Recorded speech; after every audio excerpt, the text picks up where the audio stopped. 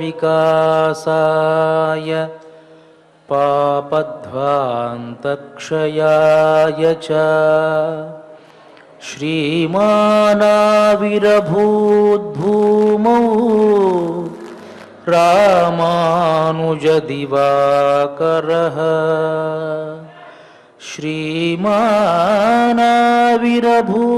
श्रीमानाविरभूद्भूमौ रामानुजदिवाकरः।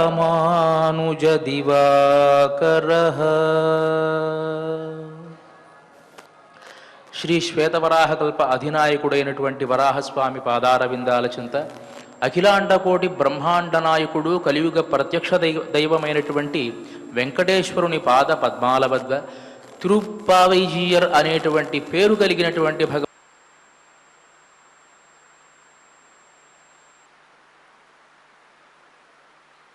ప్రవర్తకాచార్యులు అయినటువంటి తిరుమల శ్రీ పదజీయంగార్ల పవిత్ర మఠ ప్రాంగణంలో భాగవత ఆచార్యుల అనుగ్రహంతో తిరుమల తిరుపతి దేవస్థానములు శ్రీ వెంకటేశ్వర భక్తి ఛానల్ వారి సౌజన్యంతో ధనుర్మాస ఉత్సవ కార్యక్రమంలో నేటికి మనం 5వ పాశురంలోకి ప్రవేశించాం.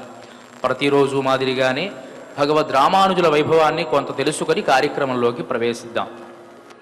దేవో వరాద్రినిలయః వచనావకాశే పూర్ణార్యవంశ్య మధుధూన కైతవేన సాధ్యేషు దైవతవరేషు భవంతమాద్యం స్వీయే మహాసదసి సంకథయాంచకార.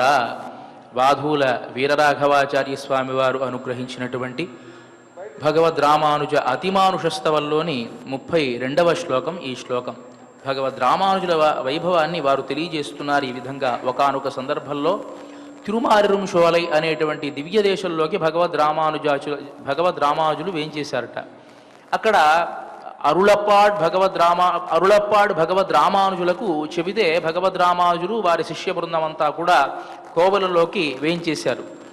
అదే సందర్భంలో భగవద్ రామానుజుల ఆచార్యుల పరంపరకు సంబంధించినటువంటి పెరియనంబి వంశస్థులైనటువంటి వారు లోపలికి ప్రవేశించలేదట. ఎందువల్ల అంటే భగవద్ రామానుజులకే మా వంశస్థులైనటువంటి పెరియనంబి గారు ఆచార్యులు కదా, మాకు మర్యాద జరగలేదు అనేటువంటి ఉద్దేశంతో లోపలికి ప్రవేశించినప్పుడు సాక్షాత్తు ఆ తిరుమాలిరుంశోలై అనేటువంటి దివ్య దేశంలో వేంచేసి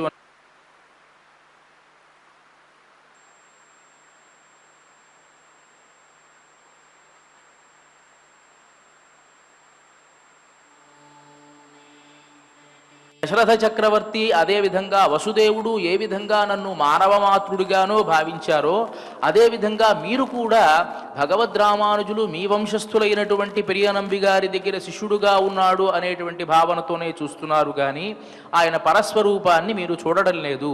ఆయన సాక్షాత్తు ఆదిశేషాంశ అని చెప్పినట్లుగా మనకు ఆ చరిత్ర ద్వారా తెలుస్తుంది. ఈ విధంగా భగవద్ రామానుజుల వైభవాన్ని వారు ఆ గ్రంథంలో తెలియజేస్తారు.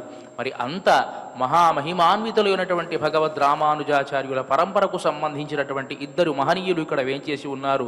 వారికి నా మనఃపూర్వక సాష్టాంగ దండ ప్రణామాలు తెలియజేసుకుంటూ కార్యక్రమాన్ని ప్రారంభించవలసిందిగా ప్రార్థిస్తూ ఉన్నాను.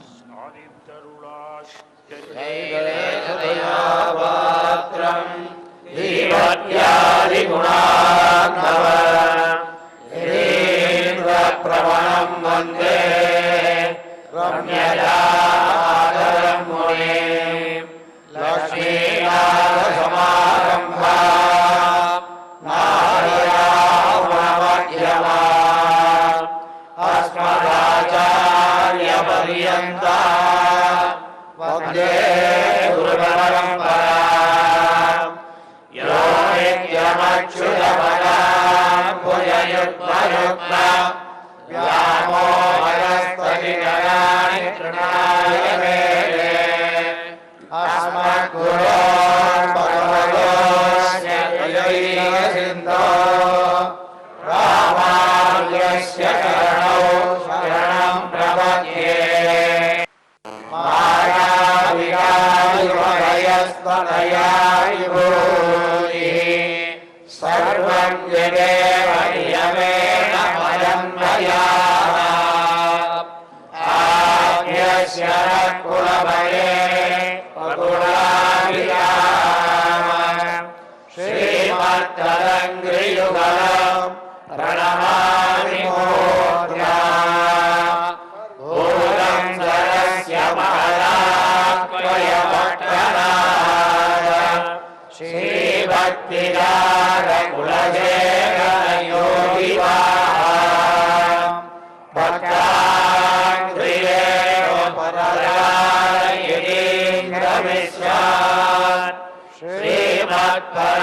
श्रीमत्पराङ्कुशमुने प्रणतोऽस्मि नित्यम् स्तनगिरिधरी सुतमुद्बोध्य कृष्णम् पारात्यं स्वं श्रुतिधरशिरसिद्धमध्यापयन्ति स्वोत्तिष्ठायां सृजनिगलितं यावनाकृत्य भुङ्क्ते गोदावस्यै अमैदमिदं भूय एवास्तु भूयः अन्नमयभूवै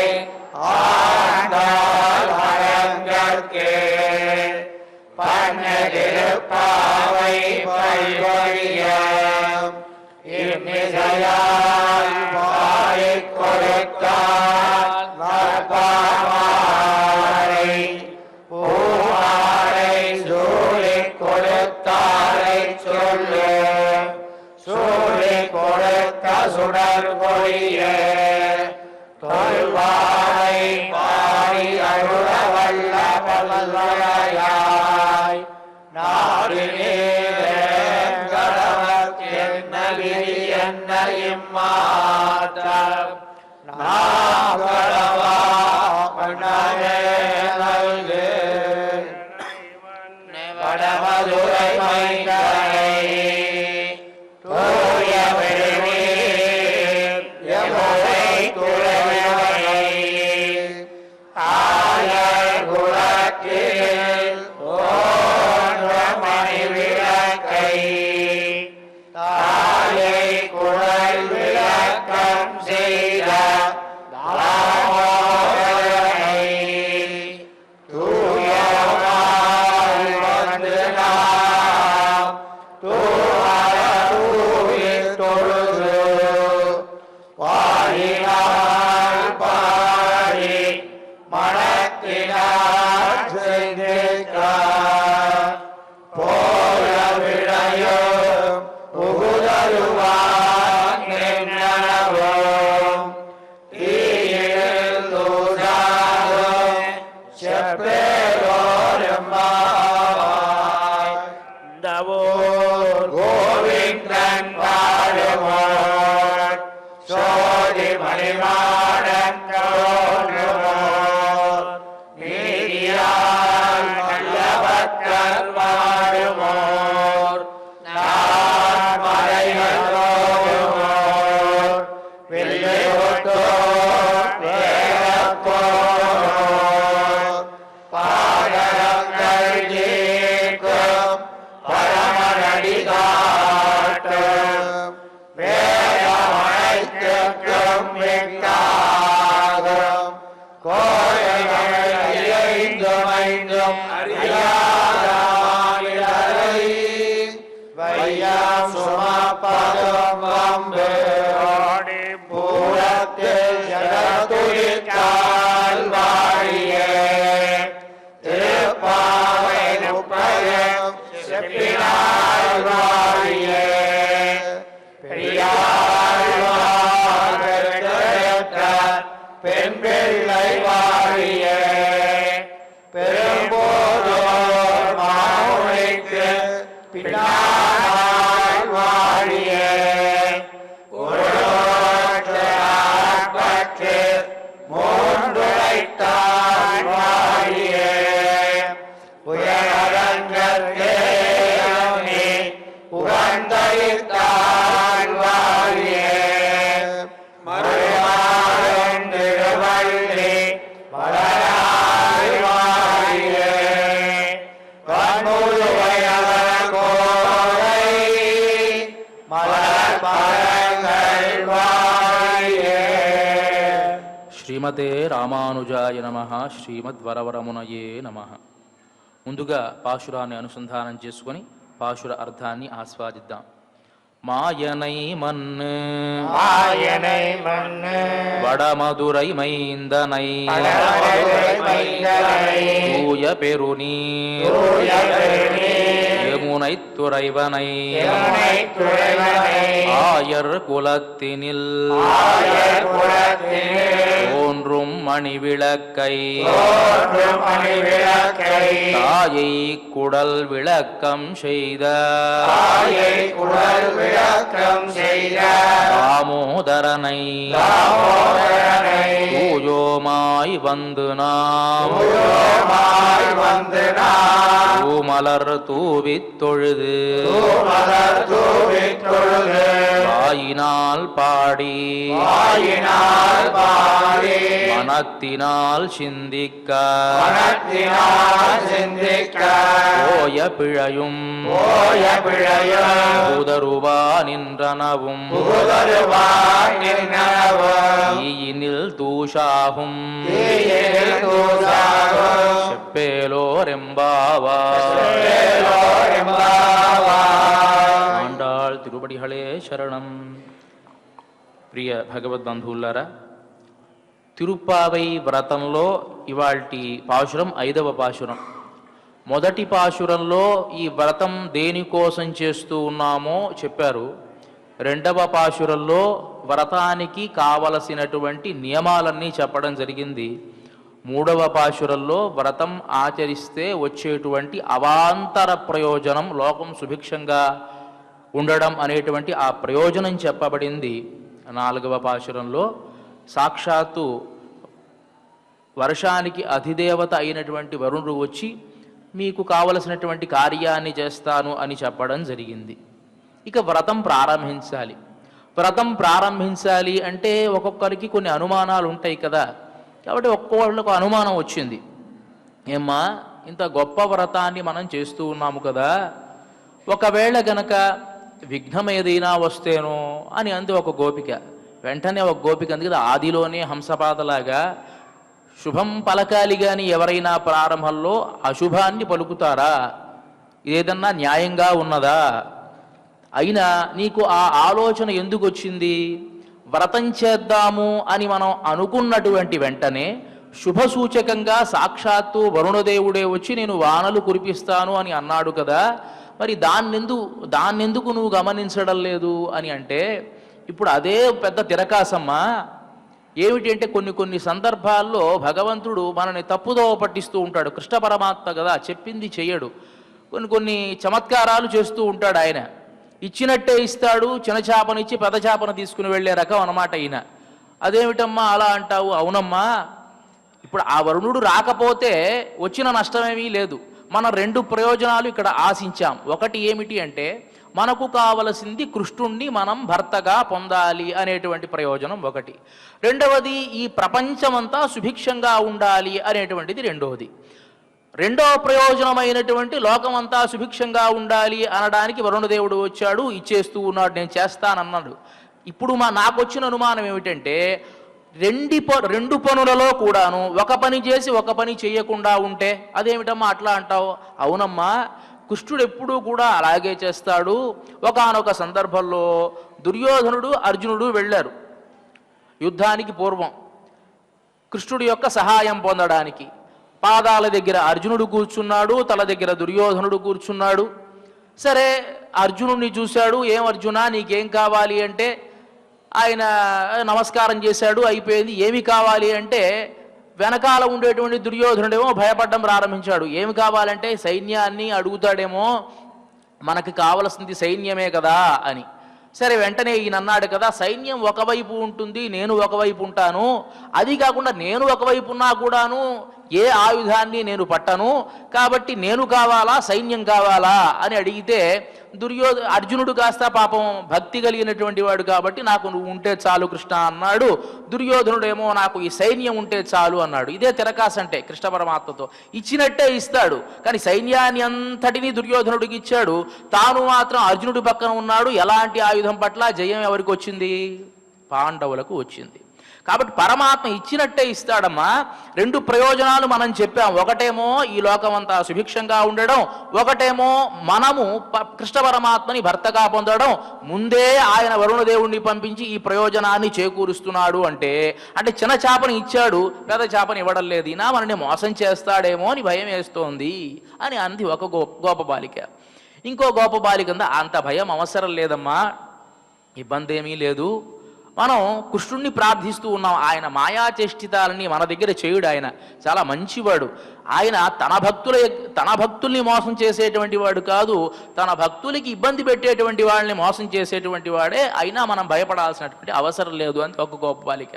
ఒక ఆవిడంది కదా, సరే అంతా బాగానే ఉందమ్మా, శ్రేయాంసి బహువిఘ్నాని భవంతి మహతామపి అని అన్నారు కదా, సాక్షాత్తు రామచంద్రమూర్తికే పట్టాభిషేకానికి ముహూర్తం పెడితే పట్టాభిషేకం ఆగిందే, అయోధ్యలో ఎవరు చెడ్డవాళ్ళు, ఎవ్వరూ చెడ్డవాళ్ళు కాదు, దశరథ మహారాజు పెద్ద చక్రవర్తి, ఆయన చాలా గొప్పవాడు, రామచంద్రమూర్తి అంటే చాలా ప్రీతి కలిగినటువంటి వాడు, అయోధ్యలో ఉండేటువంటి ప్రజానీకమంతటికి కూడా రామచంద్రమూర్తి అంటే ఇష్టమే, మరి అలాంటిది రామచంద్రమూర్తి పట్టాభిషేకం ఆగిపోయిందే, కైకేయికి కూడా రామచంద్రమూర్తి అంటే చాలా ప్రీతిపాత్రుడే, అది కాకుండా రామచంద్రమూర్తి అలాంటి వాడు సాక్షాత్తు పరాత్పరుడు, ఆయన ఆరాధించేటువంటి వాడు ఎవడు, సాక్షాత్తు రంగనాథస్వామి, ముహూర్తం పెట్టినటువంటి వాడు ఎవడయ్యా అంటే సాక్షాత్తు బృహస్పతి లాంటి బుద్ధి కలిగినటువంటి వశిష్ఠ మహర్షి, మంత్రులు ఎవరు అంటే సుమంత్రుడు మొదలైనటువంటి మంత్రులు, ఇదంతా ఉన్నా కూడా రామచంద్రమూర్తి పట్టాభిషేకమే ఆగిపోయిందే, మనం చేసేటువంటి ఈ మంచి పని ఆగిపోదు అని ఏదైనా నమ్మకం ఉన్నదా,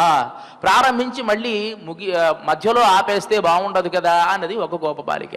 అప్పుడు దానికి ఉదాహరణగా ఈ పాశురంలో మనం భయపడాల్సినటువంటి అవసరం ఏమీ లేదమ్మా, మనం ఎప్పుడైతే భగవన్నామస్మరణ చేస్తామో అప్పుడే మనకుండేటువంటి పాపాలన్నీ కూడా పోతాయి, పాపం వల్లే విఘ్నాలు ఏర్పడతాయి, కాబట్టి ఆ విఘ్నాలన్నీ తొలగిస్తాడు పరమాత్మ అని చెప్పి ఈ పాశురంలో వాళ్ళకుండేటువంటి అనుమానానంతా తీరుస్తున్నారు గోదాదేవి.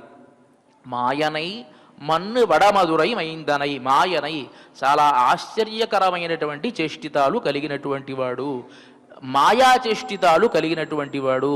మాయా అంటే మామూలు ఈ ఐంద్రజాలికుడు చేసేటువంటి మాయ కాదు, ఏదైతే జరగదు అని భావిస్తారో ఆ జరగదు అనేటువంటి పనులని కూడా చేసేటువంటి వాడు. రకరకాల రాక్షసులు, రకరకాల వరాలు, ఒకడంటాడు కింద సావకూడదు, పైన సావకూడదు, ఇంట్లో సావకూడదు, బయట సావకూడదు, మనుషులు ఉండకూడదు, జంతువు అవ్వకూడదు అంటే దేవతలంతా కూడా వీడి చస్తాడా, వీడు మనల్ని చంపడానికి పుట్టినవాడు అని భయపడుతూ ఉంటే అప్పుడు పరమాత్మ నృసింహావతారాన్ని ధరించి వాణ్ణి చంపాడు, అదొక మాయాచేష్టితం. ఒకటి కాదండి, రకరకాలు, నరుల వల్ల వానరుల వల్ల తప్ప మిగతా అన్ని ఏంటి దేవతలు, యక్షులు, గంధర్వులు, కిన్నరులు వీళ్ళంతా కూడా ఎవరు నన్ను జయించడానికి వీల్లేదు అని రావణాసురుడు కోరితే ఆయన వానరులతో నరుడిగా వచ్చి రావణాసురుణ్ణి సంహరించాడు. ఇట్లా రకరకాల అత్యద్భుతమైనటువంటి దేవతలు కూడా విస్తుపోయేటువంటి కార్యక్రమాలన్నీ చేసేటువంటి వాడు కదా మాయనై, అలాంటి మాయాచేష్టితాలు కలిగినటువంటి వాడు. రామదాసు గారు అంటారు కదా, ఏమయ్య రామ బ్రహ్మేంద్రాదులకునైన నీ మాయ తెలియవశమా, నీ మాయ తెలుసుకోవాలి అంటే బ్రహ్మేంద్రాదులకు మాత్రం అది వశమవుతుందా. సుతుడను దశరథుడు హితుడను సుగ్రీవుడతి బలుండనుచు కపులు, నువ్వు ఎక్కడో మోక్షలోకంలో పరమపదంలో ఉండేటువంటి వాడివి, ఒక మానవ శరీరాన్ని ధరించి దశరథ మహారాజుకి బిడ్డడిగా జన్మించావు. దశరథ మహారాజు అనుకున్నాడు కదా, నాకు పిల్లవాడు అనుకున్నాడే తప్ప పరాత్పరుడని భావించాల. సుతుడను దశరథుడు, దశరథుడు తన పిల్లవాడు అని అనుకున్నాడు.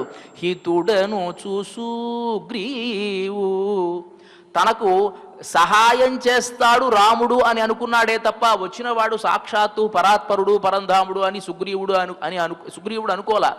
అతి బలుండనుచు కపులు, మంచి పరాక్రమం కలిగినటువంటి వాడు రామచంద్రుడు అని అనుకున్నారే తప్ప వానర వీరులంతా ఎక్కడో పరాత్పరుడైనటువంటి వాడు అవతరించాడు అని వాళ్ళు కూడా అని అనుకోలేదయ్యా. క్షితినాథుడనుచు భూసతులు గొలిచిరిగాక, పక్కన ఉండేటువంటి రాజ్యంలో ఉండేటువంటి రాజులందరూ కూడా ఈయన మనకు చక్రవర్తి అని భావించి నిన్ను నమస్కారం చేసుకున్నారే తప్ప పతిత పావనుడనుచు మతి తెలియలేరీ, పతిత పావనుడనుచు మతి తెలియలేరైరి, కానీ బుద్ధిలో కూడా వాళ్ళ కలగలేదయ్యా. ఏమయ్య రామ, కాబట్టి ఓ రామా నీ అఘటిత ఘటనా సామర్థ్యం ఎవడికైనా తెలుస్తుందా అని కీర్తిస్తాడు రామదాసు గారు. అలా మాయా చేష్టితాలు కలిగినటువంటి మాయనై మన్ను వడమధురై మైందనై. మన్ను అంటే ఈ వడమధురై అంటే ఉత్తర దిక్కులో ఉండేటువంటి మధురా నగరం. ఈ మధురా నగరానికి మన్ను ఎప్పుడూ కూడా భగవత్ సంబంధం కలిగి ఉన్నటువంటి క్షేత్రమట. మన్ను వడమధురై మైందనై అంటే దానికి నిర్వాహకుడైనటువంటి వాడు ఈ కృష్ణ పరమాత్మ. ఏం భగవత్ సంబంధం కలిగి ఉంది? మనకు తెలిసి కేవలం కృష్ణ పరమాత్మ మధురా నగరంలో అవతరించాడు కదా అంటే కాదు. పూర్వకాలంలో కృష్ణుడు జన్మించడానికంటే పూర్వం కూడా ఈ మధురా నగరానికి భగవత్ సంబంధం ఉన్నది. ఏమిటి అంటే ధ్రువుడు తపస్సు చేసింది ఈ మధుర అనేటువంటి ప్రదేశంలోనే. అంటే అప్పుడు మధురా నగరం కాదు, పెద్ద కీకారణ్యం, అది ఒక పెద్ద అడవి అన్నమాట. ఆ అడవిలో ధ్రువుడు అక్కడ తపస్సు చేస్తే అక్కడ ధ్రువుడికి ఆ శ్రీమన్నారాయణుడు ప్రత్యక్షమైనటువంటి ప్రదేశం మధురా నగరం. అదే కాకుండా త్రేతాయుగంలో లవణాసురుడు అనేటువంటి ఒక రాక్షసుణ్ణి సంహరించింది శత్రుఘ్నుడు ఈ మధుర అనేటువంటి ప్రదేశంలోనే. అంతేకాకుండా వామనమూర్తిగా ఆ శ్రీమన్నారాయణుడు అవతరించినప్పుడు ఆ మధుర అనేటువంటి ఆ ప్రదేశంలోనే, అంటే ఆ కీకారణ్యంలోనే కొంతకాలం తపస్సు చేశాడు అని కూడా మనకు చరిత్ర చెబుతోంది. కాబట్టి ఈ మధురా నగరానికి భగవత్ సంబంధం యుగయుగాలుగా ఉన్నటువంటిది. కాబట్టి మన్ను వడమధురై మైందనై దానికి నిర్వాహకుడైనటువంటి వాడు ఆయన. ఇంకా ఎలాంటి వాడు? తూయ పెరునీర్ యమునై తురైవనై. తూయ పవిత్రమైనటువంటి, పెరునీర్ చాలా పెద్దదైనటువంటి, యమునై తురైవనై యమునా నది విహారి అయినటువంటి వాడు. ఇక్కడ పవిత్రమైనటువంటిది, పెద్దదైనటువంటిది, ఇంత విశేషణాలు వేయడానికి కారణం ఏమిటి అంటే కృష్ణ పరమాత్మ అవతరించాడు. కృష్ణ పరమాత్మ అవతరించినటువంటి తర్వాత చెరసాలలో ఉన్నటువంటి దేవకీ వసుదేవులకి బంధ విమోచనం అయిపోయింది. ఇక్కడి నుంచి కృష్ణ పరమాత్మ మధుర దాటి గోకులానికి వెళ్ళాలి. గోకులానికి వెళ్ళాలి అని అంటే ఆ వసుదేవుడు ఒక పుట్టలో ఈ కృష్ణ పరమాత్మని పెట్టుకుని బయలుదేరి వెళుతూ ఉన్నాడు యమునా నదిలో.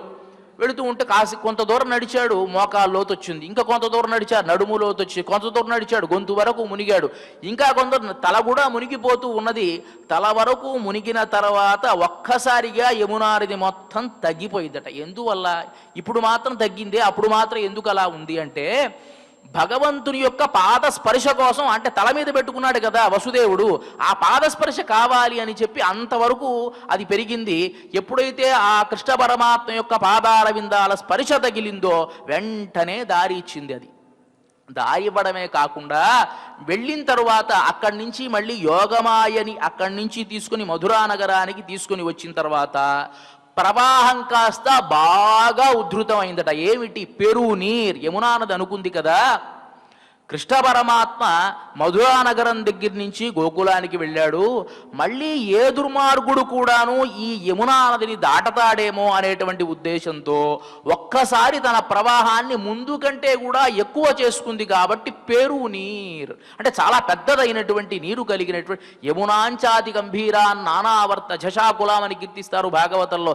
అనేకమైన సుడులున్నాయిట, మొసళ్ళున్నాయిట. అలాంటి ఆ యమునా నది భగవంతునికి దారి ఇచ్చి తర్వాత బాగా పెరిగింది అనడానికి కారణం దీనికోసం. ఆ మధురా నగరం నుంచి ఎవ్వరూ కూడా మళ్ళీ గోకులానికి రావడానికి వీల్లేదు. కృష్ణ పరమాత్మ మనం సహజంగా ఒక కోటల్ని ఏదన్నా కాపాడాలి అంటే 4-5 రకాల ఇవి నిర్మిస్తారు. అంటే నీళ్లతో ఒక రకమైనటువంటి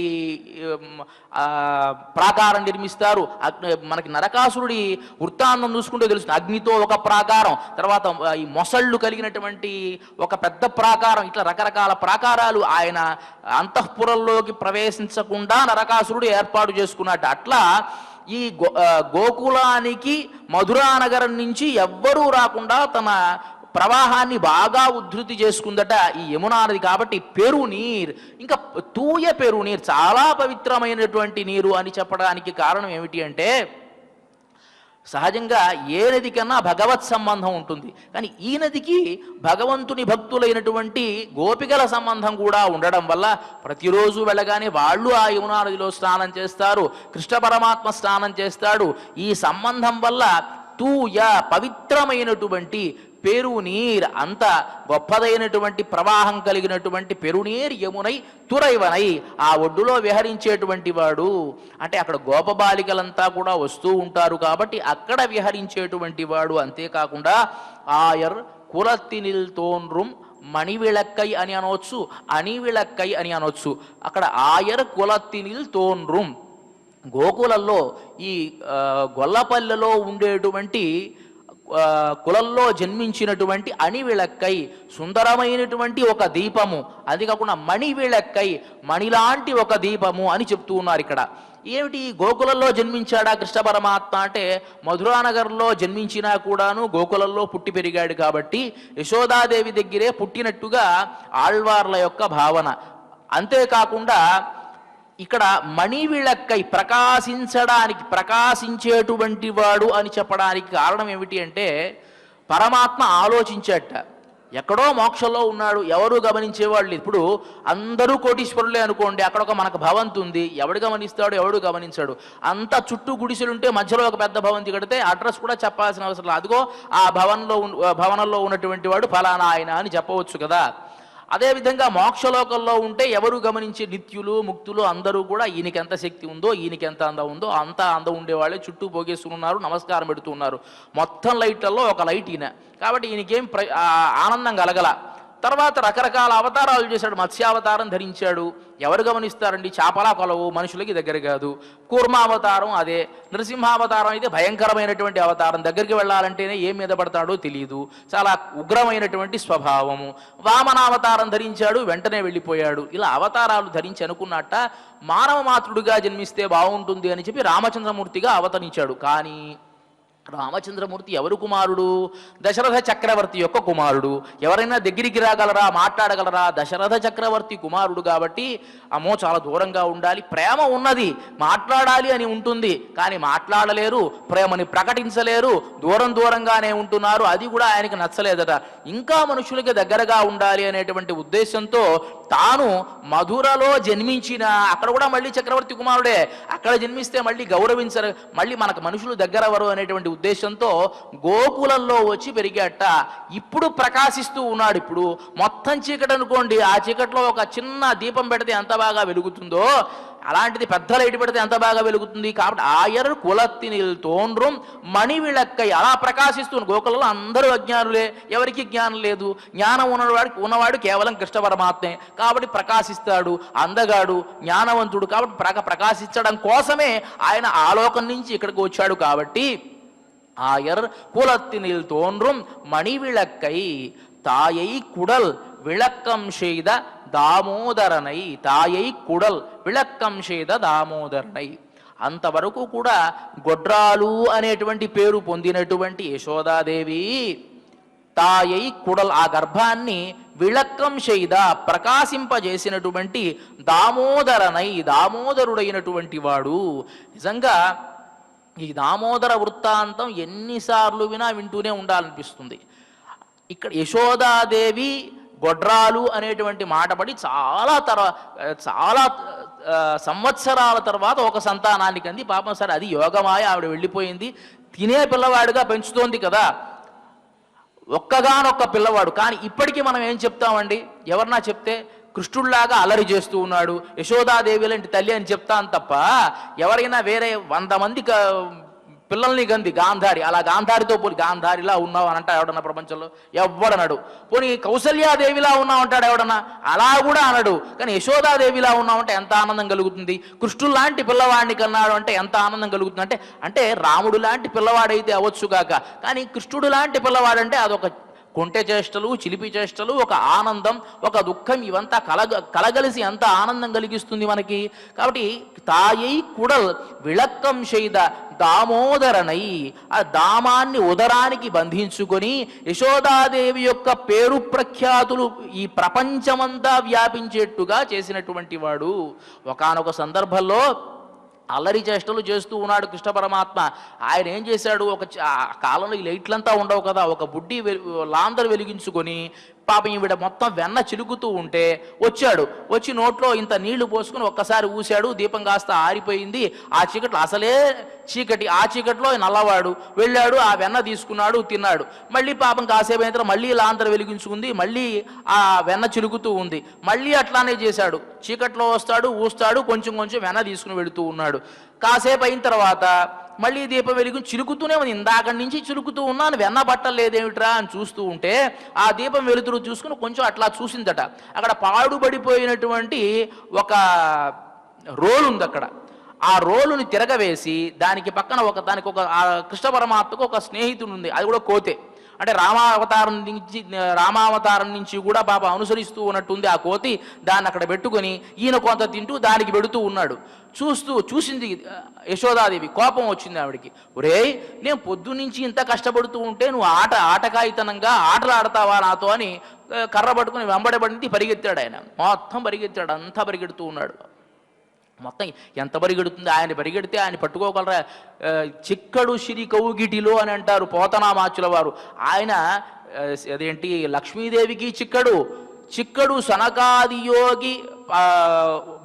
సనకాదియోగి చిత్తములను, వాళ్ళ మనస్సులకు కూడా చిక్కనటువంటి వాడు. మరి యశోదాదేవికి చిక్కుతాడా? చిక్కకుండా పోతూ ఉంటే ఆవిడంది కదా, ఆపడ్డట్టే ఆపడతావు ఏ పొదయన కోదాగుంటావు. దగ్గరికి వస్తున్నాడు, పట్టుకుందాం అంటే మళ్ళీ దూరంగా వెళ్ళిపోతున్నావు. ఆపడ్డట్టే ఆపడతావు, దొరుకుతావు. ఏ పొదయన కోదాగుంటావు, మళ్ళీ కనిపించకుండా ఏ పొదలో దాక్కుంటావు. ఈ పొద్దల్లా చేపడకుంటే, ఇవాళ కనుక నువ్వు దొరకలేదనుకో రేపటికైనా నీ పని పడ. ఎక్కడికి పోతావురా? మళ్ళీ ఇంటికే రావాలి కదా, నువ్వు అమ్మ అనుకుంటూ నా దగ్గరికి రావాలి కదా, అప్పుడు చెప్తా నీ పని ఆనంది. ఈయన కూడా ఆలోచించాడు చాలాసేపు, ఇదే జరిగే పనిలా కనిపించలేదే, మళ్ళీ ఈవిడి దగ్గరికే వెళ్ళాలి కదా అని చెప్పి దొరికాడు. దొరికినప్పుడు ఆమె బంధించింది. అద్భుతమైనటువంటి సన్నివేశం అండి. దీని గురించి చమత్కారంగా పెద్దలు ఒక ఉపన్యాసంలో విన్నాను. ఈ దామోదర వృత్తాంతాన్ని చెబుతూ ఒక ఐతిహ్యాన్ని చెప్పారు. శ్రీరంగంలో రంగనాథస్వామికి తిరుమంజనం చేస్తూ ఉంటే, అభిషేకం చేస్తూ ఉంటే ఉపచారం చేసేటప్పుడు ఈ పాత వస్త్రాన్ని, ఉపచారానికి ఆ పాత వస్త్రాన్ని తీసేసి మళ్ళీ కొత్త వస్త్రాన్ని ధరింపజేస్తూ ఉంటారట. అంటే ఎక్కువసేపు శ్రీరంగనాథుడు చాలా చిన్నపిల్లవాడిగా చూసుకుంటారు అక్కడ. మొత్తం నీళ్ళంతా పారబోసి జలుబు చేసేట్టుగా చేయరు. ఆ ఉపచారాలు చేసే విధానం కూడా ఒక భగవంతుడికి చేసినట్టుగానే చేస్తూ ఉంటారు. ఆ చేసేటప్పుడు ఈ తడిచిపోయినట్టు పొడి వస్త్రాన్ని తీసుకుని దాన్ని కడుతూ ఈ తడి వస్త్రాన్ని తీసేస్తారు కింద నుంచి. అలా చేస్తూ ఉంటే పక్కన ఉండేటువంటి భక్తులంతా కూడా కొంచెం ఆ రంగనాథ స్వామి యొక్క పూర్తి బింబాన్ని చూద్దామని చెప్పి తొంగి తొంగి చూస్తున్నారు, కానీ కనిపించడం లేదు. ఆ అలంకారం చేసేటువంటి ఆ భట్టర్ స్వామి అంటే ఆ అర్చక స్వాములు చాలా నైపుణ్యంగా వస్త్రాన్ని తీస్తారు, ముందు ఇలా పెట్టేసేసి కింద వస్త్రాన్ని తీసేసి మళ్ళీ ఆ పై వస్త్రాన్ని ఇలా కడుతూ ఉంటే కనిపించట్లేదుట. ఇదేమిట్రా ఇట్లా ఉందే అని కాలక్షేపంలో ఎవరో అడిగారట పెద్దల దగ్గర. ఏమండి, ఎంత సేవించుకుందామన్నా ఆయన సేవించనివ్వకుండా చేస్తూ ఉన్నాడే అంటే రెండు ఉదాహరణలు చెప్పుకోవచ్చు. వాస్తవానికైతే స్వామికి ఏకాంతం జరిగేటప్పుడు ఎవరు కూడా చూడకూడదు, అంటే పూర్తిగా వస్త్రం లేకుండా చూడకూడదు, శాస్త్రం మామూలుగా. కానీ చమత్కారంగా ఒక విషయాన్ని చెప్తారండి. ఒకానొక సందర్భంలో గోపికలు కృష్ణ పరమాత్మ యమునా నదిలో స్నానం చేస్తూ ఉన్నారట.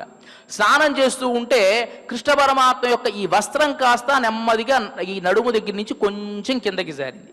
కొంచెం కిందకి జారితే ఏమైంది అంటే యశోదాదేవి కట్టినటువంటి ఆ తాటి గుర్తుంది చూసారా, ఆ గుర్తు కనిపించిందట ఈ గోపికలందరికీ. వాళ్ళు పక్కున నవ్వుతూ ఉన్నారు. ఓయ్ భలే భలే నువ్వు దొరికావే మీ అమ్మకి అని నవ్వుతూ ఉంటే ఆయనకి సిగ్గేసిందట. మీరు ఇలా నవ్వుతారా, ఇక ఎప్పుడు కూడా నేను ఈ వస్త్రాన్ని జారనివ్వకుండా చూసుకుంటాను అని అన్నట్ట. అప్పటి నుంచి పరమాత్మకు వస్త్రం జారకుండా అలాగే ఉంటుంది అని చెప్పి చమత్కారంగా చెప్తారు. ఇంకో విషయం కూడా చెప్తారు. పరమాత్మ అనుకున్నట్ట, భక్తులకి ఎప్పుడు ఏదో గుర్తు అడుగుతాం కదా, వైష్ణవులకి ఒక గుర్తుంది. ఏ కంఠలగ్న తులసి నడిలాక్షమాలాహ, ఏ బాహుమూల పరిచిహ్నిత శంఖచక్రాహ, ఏ వాలలాట ఫలకే లసుదూర్ధ పుండ్రాహ, తే వైష్ణవాహ భువనమాశు పవిత్రయింతి. ఇది వైష్ణవులకు ఉండేటువంటి లక్షణం. అంటే మెడలో తులసీమాల తామరబోసులు ధరించాలి, భుజాలలో శంఖచక్రాదులు ఉండాలి, ముఖంలో నామం ఉండాలి. ఇది వాళ్ళకు ఉండేటువంటి లక్షణం. ఆయన అనుకున్నాడు కదా, పరమాత్మ ఎప్పుడు సమానమైనటువంటి న్యాయం చేసేటువంటి వాడు. వీళ్ళకి లక్షణం ఉన్నప్పుడు నాకు కూడా లక్షణం ఉండాలి కదా, ఏగో ఒక గుర్తు ఉండాలి కదా అని అనుకున్నట్ట స్వతసిద్ధంగానే ఆయనకి శ్రీవత్సం అనేటువంటి గుర్తు ఒకటి ఉంది. ఈ దామోదరం అనేటువంటి గుర్తును కూడా పెట్టుకున్నట్ట ఆయన. ఇది కూడా గుర్తు పెట్టుకుంటే అందరూ గుర్తు పెట్టుకుంటారు కదా. మన పరీక్ష రాసేటప్పుడు మీ గుర్తులు చెప్పండి అంటే ఏదో పుట్టుమచ్చ ఫలానా చోట ఎడమ చేతి మీద లేకపోతే ముఖం మీద అని రాస్తారు కదా. అట్లా పరమాత్మకు గుర్తు ఏమిటి అంటే వక్షస్థలంలో శ్రీవత్సము, నడుమున దామోదరం. అంటే ఆ తాడు కట్టినటువంటి గుర్తు ఆ పరమాత్మకి ఉంటుంది. కాబట్టి ఆయన దామోదరనై అని కీర్తిస్తున్నారు. ఎవరో పెళ్లిలో అడిగారట ఒకరిని, పురోహితులు గారిని, ఏమండి ఒక అమ్మాయి అడిగింది మామూలుగా, ఏమండి మాకైతే ఆడవాళ్ళకి మంగళసూత్రం కడతారు, మగవాళ్ళకి ఏం సూత్రం కట్టరా అని అడిగిందట. ఆయన అన్నాడు కదా, అమ్మ నువ్వు పక్కకి రా ఇట్లా అని తీసుకుని వెళ్ళి, అమ్మ ఆడవాళ్ళకైతే పెళ్లిలోనే మంగళసూత్రం కడతారమ్మా, కానీ మగవాళ్ళకి పెళ్లి చూపుల్లోనే చాలా సూత్రాలు కట్టేస్తారు అని అన్నట్టు. అదేమిటండి అంది. అమ్మా మొదటి సూత్రం ఏమిటి అంటే అత్తమామలు ఉండకూడదు. రెండవ సూత్రం వచ్చిన ఆడబడుసులు ఆ రోజే వచ్చేసి వెళ్ళిపోవాలి. తర్వాత సూత్రం నేను వంట చెయ్యలేను. ఇంకో సూత్రం నేను పొద్దున్నే లేవలేను. ఈ సూత్రాలన్నీ ముందే కట్టేశారమ్మా, కట్టేది ఒక సూత్రమే, మీకు ఎన్నో సూత్రాలు మేము కట్టేసుకున్నాం ఆల్రెడీ అన్నట్టు. అట్లా గుర్తు అంటే పరమాత్మకి ఈ భక్తుడికి ఉండేటువంటి పోలిక చెప్తున్నారు ఇక్కడ. దామోదర అని ఆ గుర్తును అలాగే పెట్టేసుకున్నాడు ఆయన. తాయై కుడల్ విళక్కం షెయిద దామోదరనై. అలాంటి ఆ దామోదరుణ్ణి తూయోమాయి వందు తూమలరు తూవి తొழுது పవిత్రులమై వచ్చి. పవిత్రులమై వచ్చి అంటే ఈ గోకులలో పవిత్రత ఎక్కడన్నా ఉందా? పవిత్రత అంటే ఏమిటి? స్నానం చేసి చక్కగా ఊర్ధపుండ్రాధికాలని దిద్దుకొని వచ్చి మనం స్మరిస్తే అని అంటే కుదరదండి. తూయోమాయి వందు అంటే పవిత్రమైనటువంటి మనస్సుతో వచ్చి, అలా వస్తే ఎలా ఉన్నా ఆయన కాపాడతాడు. ద్రౌపదీదేవి నిండు సభలో ఆ కృష్ణ పరమాత్మని ప్రార్థించేటప్పుడు పవిత్రంగా ఉందా? లేదు. అప్పుడు ఏకవస్త్ర ఆవిడ ఉండే పరిస్థితి వేరు, కానీ ఆవిడ పవిత్రంగానే ఉన్నట్టు మనం భావించాలి. అలా ప్రార్థించినా పరమాత్మ పలుకుతాడు. కాబట్టి మనస్సులో పవిత్రత ఉండాలి అనే విషయాన్ని తూయోమాయి వందు తూమలరు తూవి, అనేకమైన పుష్పాలు మనం ఆ పరమాత్మకు సమర్పించి తూవి తొழுது ఆయన నమస్కారం చేసి వాయినాల్ పాడి, ఆ నోరారా ఆ స్వామికి నాలుక ఇచ్చాడు కాబట్టి కీర్తించి పాడి, వాయినాల్ పాడి మనత్తినాల్ చిందిక్క, మనస్సుతో ఆ స్వామిని గనక మనం ధ్యానించినట్లయితే పోయ పిഴഴും, మనకు ఉండేటువంటి 3 రకాల పాపాలు ఉంటాయి. ఒకటేమో సంచితము, ఒకటి ప్రారబ్ధము, ఒకటి ఆగామి. ఆయన ఏం చేస్తాట, ఈ సంచితము అనేటువంటి పాపాన్ని, పాత పాపాలని పోగొడతాడు, వచ్చే పాపాలని రానివ్వకుండా చేస్తాడు. చేసి పూదరువా నిన్రనవం తీయనిల్ తూషాహుం, నిప్పులో వేసినటువంటి దూది ఎట్లా అయితే అవుతుందో అట్లా అవుతుందమ్మా. కాబట్టి మన వ్రతానికి ఎలాంటి విఘ్నం కూడా జరగదు అని చెప్పి ధైర్యాన్ని ఇచ్చి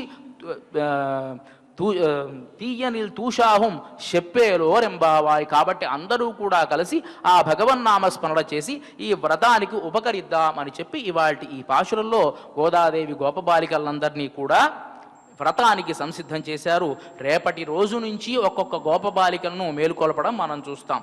ఇక ఇవాల్టి ఈ కార్యక్రమంలో చిట్ట చివరి అంశమైనటువంటిది శ్రీ ఆండాళ్ అనుగ్రహంతో శ్రీమతి తెలిగిచర్ల కందాడై సీతమ్మ గారు తెలిగించినటువంటి స్వతంత్ర రచన తిరుప్పావైకి మాయనై అనేటువంటి పాశురానికి జిలిబిలి చిరునవ్వు మోమున చిందిలాడు హరిన్నుతింపుడి అనేటువంటి ఈ గేయాన్ని తిరుమల తిరుపతి దేవస్థాన ఆస్థాన విద్వాంసులు శ్రీ గరిమెళ్ల బాలకృష్ణ ప్రసాద్ గారు ఆలాపన చేయడం జరుగుతుంది. ఈ కార్యక్రమాన్ని నాదనిరాజన మంటపం నుంచి ప్రత్యక్ష కార్యక్రమం ద్వారా మనం వీక్షించవచ్చు. ఇక ఇవాళ ఈ కార్యక్రమాన్ని క్షమాప్రార్థన నుంచి మంగళం వరకు మనమంతా కలిసి పారాయణ చేసి ముగిద్దాం. అధ క్షమా ప్రార్థనా యదక్షరవద భ్రష్టం మాత్రాహీనం చ యద్భవేత్ తత్సర్వం క్షమ్యతాం దేవ నారాయణ నమోస్తుతే. అథ భగవత్సమర్పణం కాయేన వాచా మనసేంద్రియైర్వా బుద్ధ్యాత్మనా వా ప్రకృతే స్వభావాత్ కరోమి యద్య సకలం పరస్మై నారాయణాయేతి సమర్పయామి. అధలోకక్షేమ ప్రార్థనా స్వస్తి ప్రజాభ్యః పరిపాలయంతాం న్యాయేన మార్గేణ మహీమహీషాః. గోబ్రాహ్మణేభ్యః శుభమస్తు నిత్యం. లోకాః సమస్తాః సుఖినో భవంతు. అథ మంగళం కోసలేంద్రాయ మహనీయ గుణాత్మనే చక్రవర్తి తనూజాయ సార్వభౌమాయ మంగళం. అస్తు గోపాల బాలాయ నిత్యాయ పరమాత్మనే భక్తవాత్సల్య నిధయే నిత్యభోగ్యాయ మంగళం. శ్రీమద్యై విష్ణు చిత్తార్య మనోనందన హేతవే నందనందన సుందర్యై గోదాయై నిత్యమంగళం. శ్రియకాంతాయ కళ్యాణ నిధయే నిధయేర్థినాం. శ్రీవేంకట నివాసాయ శ్రీనివాసాయ మంగళం.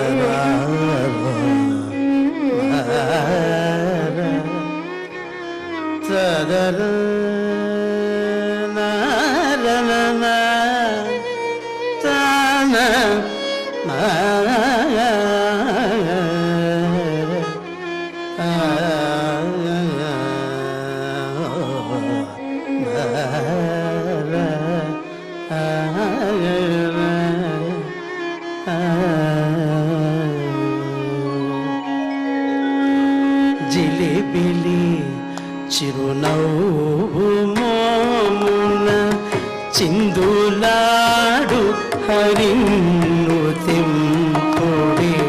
జిలిబిలి చిరునవ్వు మోమున చిందులాడు హరిన్ను తెంపుడి. సలిపెగా మధురాపురమున చల్లగా చక్రవర్తి తమును. జిలిబిలి చిరునవ్వు మోమున చిందులాడు హరిన్ను తెంపుడి. సలిపెగా మధురాపురమున చల్లగా చక్రవర్తి తమును. జిలిబిలి చిరునవ్వు మోమున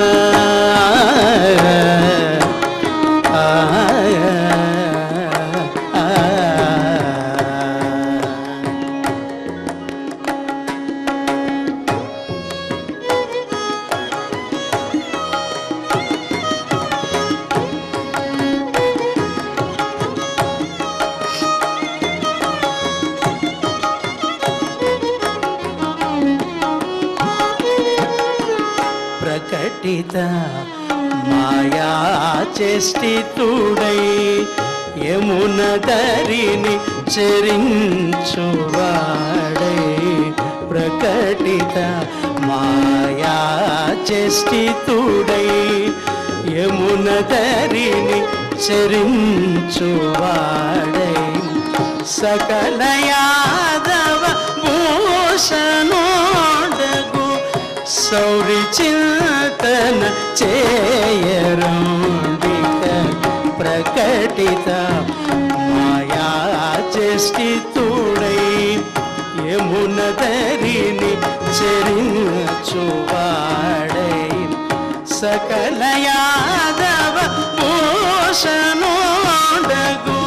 సౌరి చింతన చేయరుండిక జిలిబిలి చిరునవ్వు మోమున చిందులాడు హరిను తింపుడి జిలిబిలి చిరునవ్వు మోమున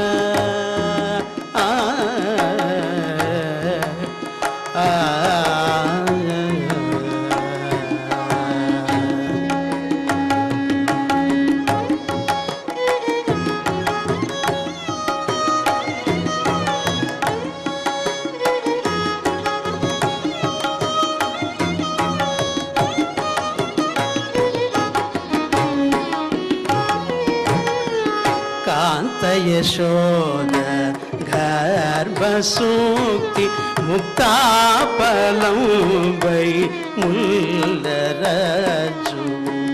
కాంత యశోద గర్భసూక్తి ముక్తాపలం వై ముల్లరజు చేతబంధితుడైన శ్రీహరి చెరి పుష్పములోక పెట్టున కాంత యశోద గర్భసూక్తి ముక్తాపలం వై ముల్లరజు చేతబంధితుడైన శ్రీహరి చెరి పుష్పములోక పెట్టున రీతి దొలగి అతని పదముల రెప్పపాటు కాలమున రూవి రీతి దొలగి అతని పదముల రెప్పపాటు కాలమున రూవి చేతులు జోడించిన కల్మష జాతమంతయును సమసిపోవు జిలిబిలి చిరునవ్వు మోమున రీతి దొలగి అతని పదముల రెప్పపాటు కాలమున రూవి చేతులు జోడించిన కల్మష జాతమంతయును సమసిపోవు జిలిబిలి చిరునవ్వు మోమున చిందులాడు హరిన్ను తింపుడి సలిపెగా మధురాపురమున చల్లగా చక్రవర్తిత్వమును జిలిబిలి చిరునవ్వు మోమున చిందులాడు హరిన్ను తింపుడి సలిపెగా మధురాపురమున చల్లగా చక్రవర్తిత్వమును జిలిబిలి చిరునవ్వు మోమున జిలిబిలి చిరునవ్వు మోమున చిరునవ్వు మోమున చిరునవ్వు మోమున